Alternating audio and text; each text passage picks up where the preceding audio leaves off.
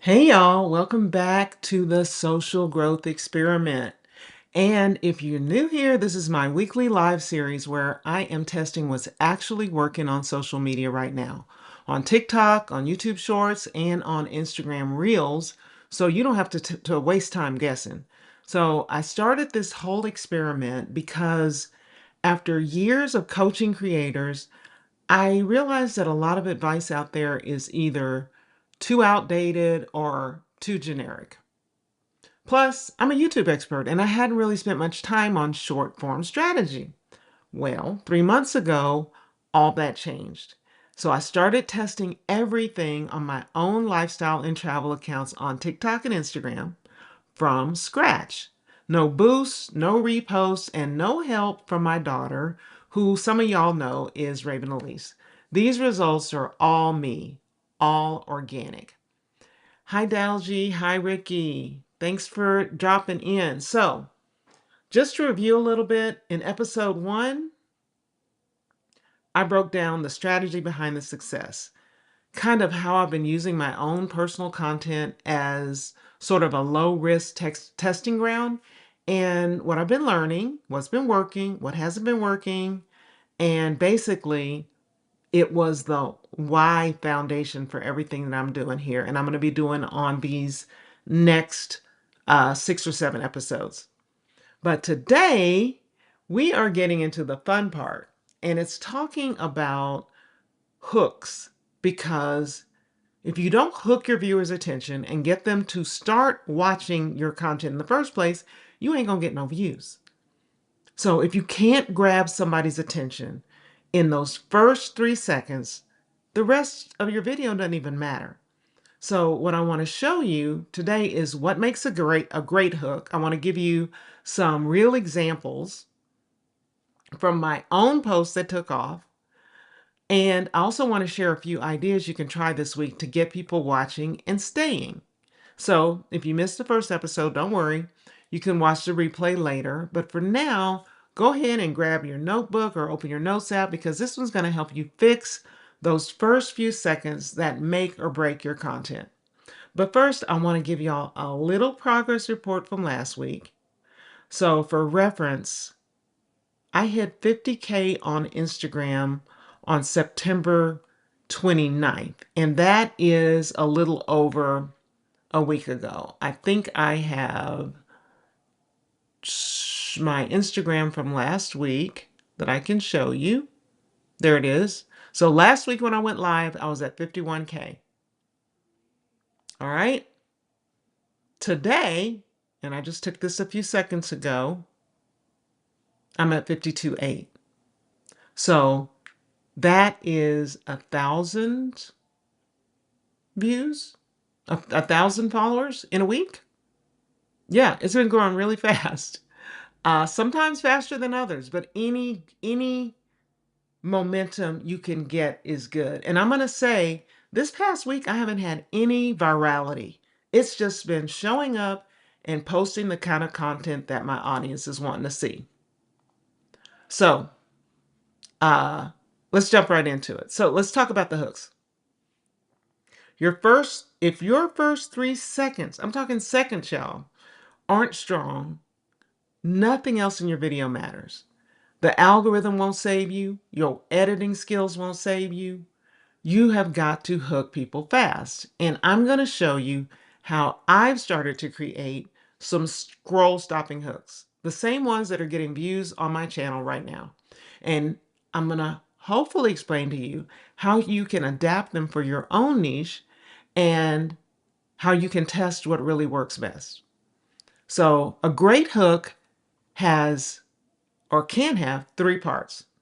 First is visual. Something eye-catching has to happen immediately, like a surprising shot, some movement, bold text on the screen. And then there's verbal.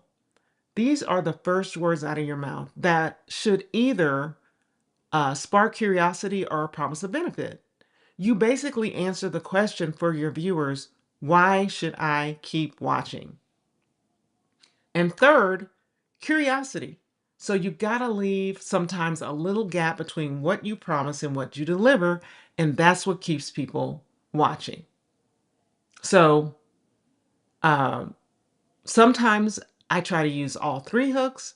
Sometimes I use one or the other. But one thing I do that I started doing before I hit share on every single short form post is I ask myself, did I put in a good hook? Is this video going to stop the scroll? Sometimes you're making informational content and you're wanting to get a point across. It's like, well, I'm just trying to show them what I spent, or I'm just trying to show them where I went. I'm just trying to show them what I got. But if you don't hook them, especially people who have never seen you before, and if you look at your analytics, you're going to see a lot of your content goes out to brand new people who are not following you. So those brand new people aren't going to care so much about the inside story that goes along with your content. You've got to give them a reason to start watching.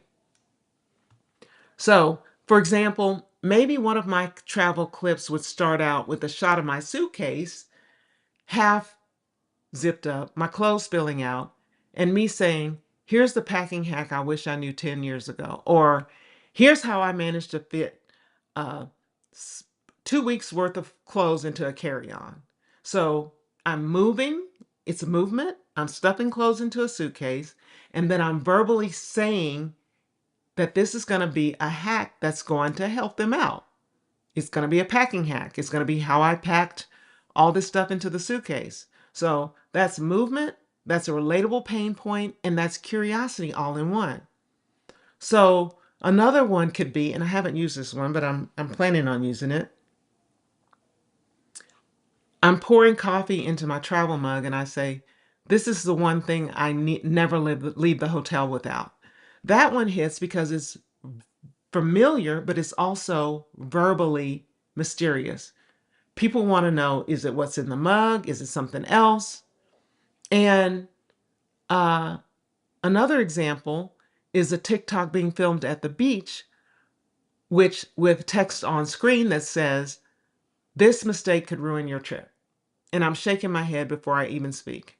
So that's instant emotion plus curiosity, and people will watch to see what the mistake was. Now, if you look at your Instagram analytics, if you open, hopefully you guys are opening up your TikTok and your Instagram analytics on a daily basis just to see what's going on. I noticed my Instagram was telling me, ooh, you had a great hook. It told me I had a great hook. And I will actually share my screen and share the video that it told me about, told me this about. Let me see if I can share my screen. All right, I'm going to scroll down.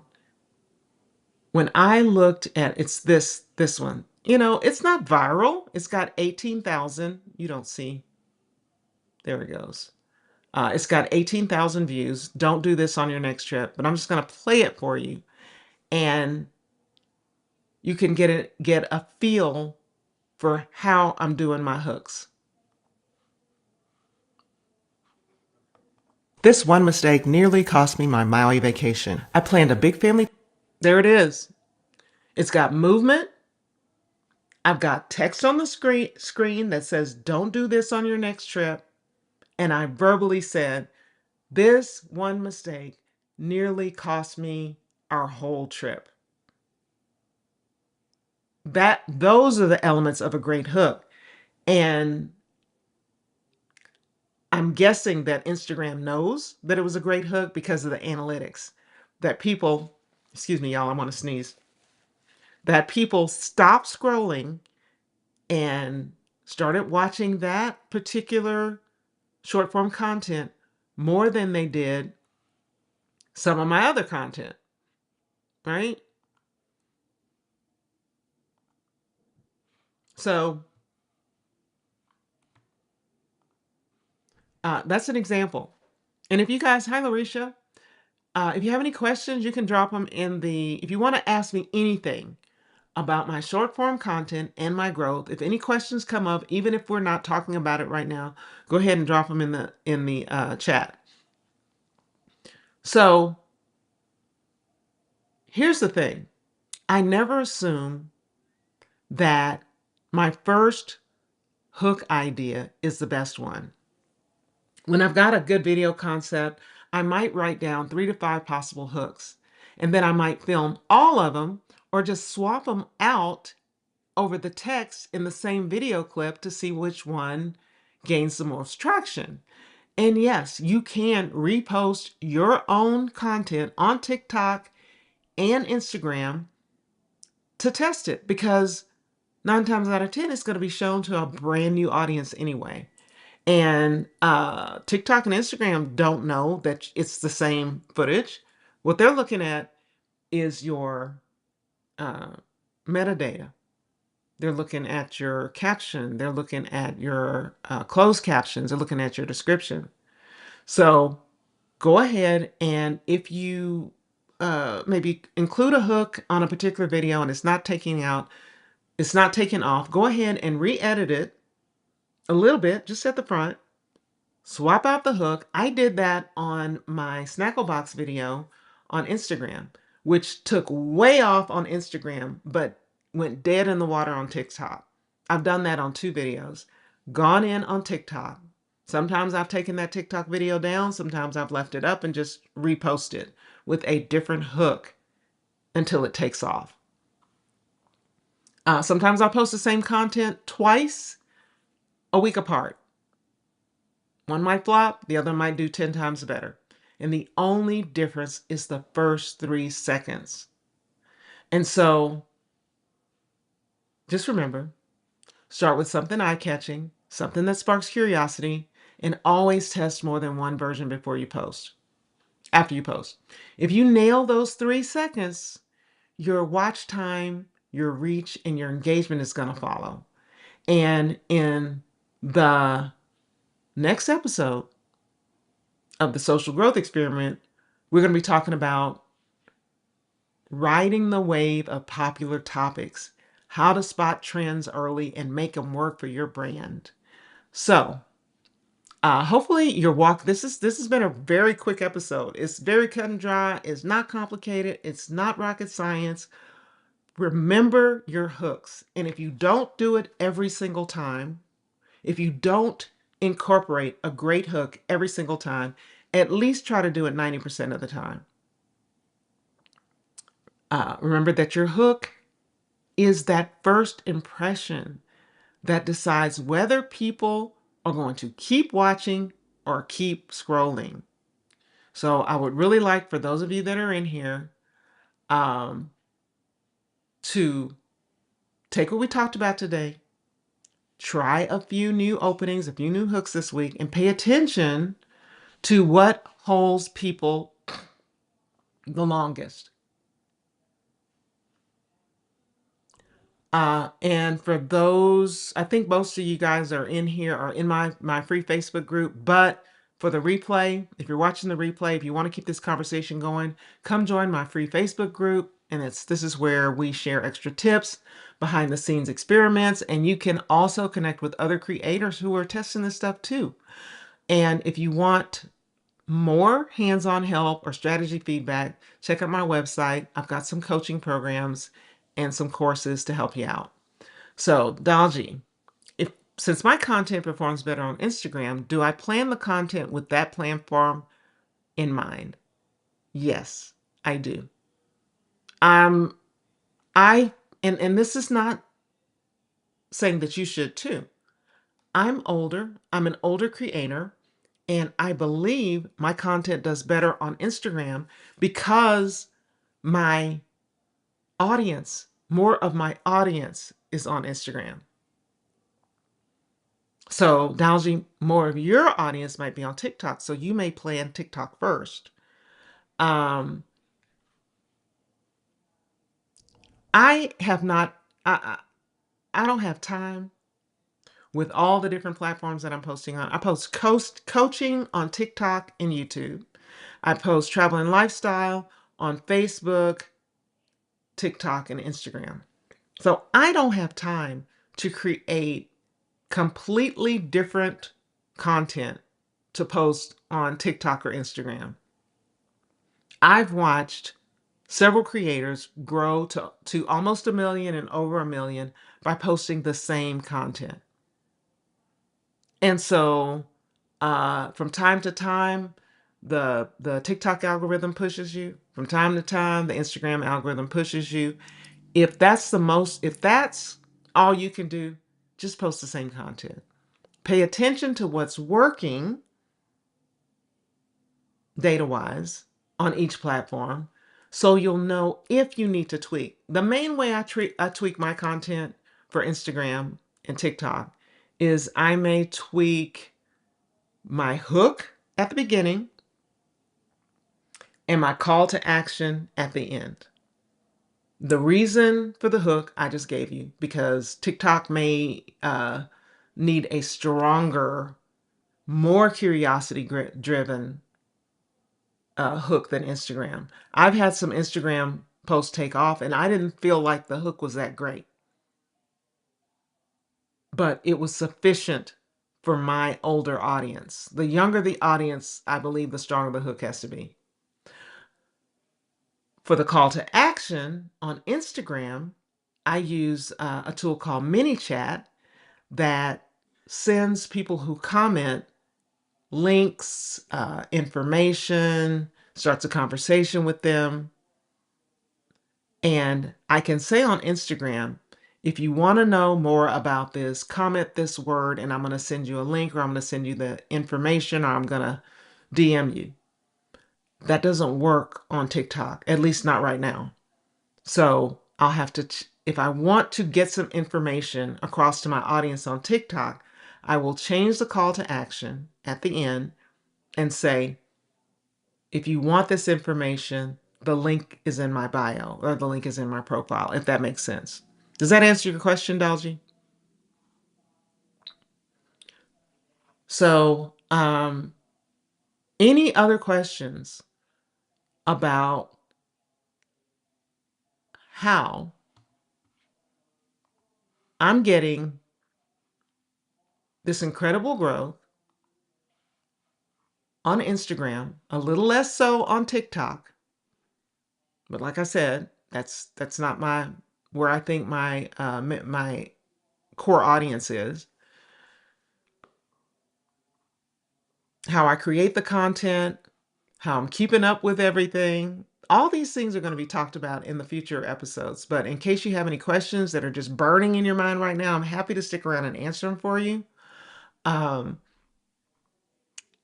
know that there are going to be certain topics that are going to have more momentum and more virality in my travel and lifestyle content, whether we're talking about Instagram or TikTok. And that's okay. I don't have to post, I don't have to be known as the creator who only posts on this topic, but I will drop them in there. I will drop posts about that topic in there to get momentum going. And then I spread in some of the other stuff. But if you guys don't have any questions, I will just close this live stream. It's been a short one. I realize it, but hey, it is what it is. I promise you, if you start adding some hooks and practicing your hooks and testing your hooks, you're gonna see some growth on your platforms.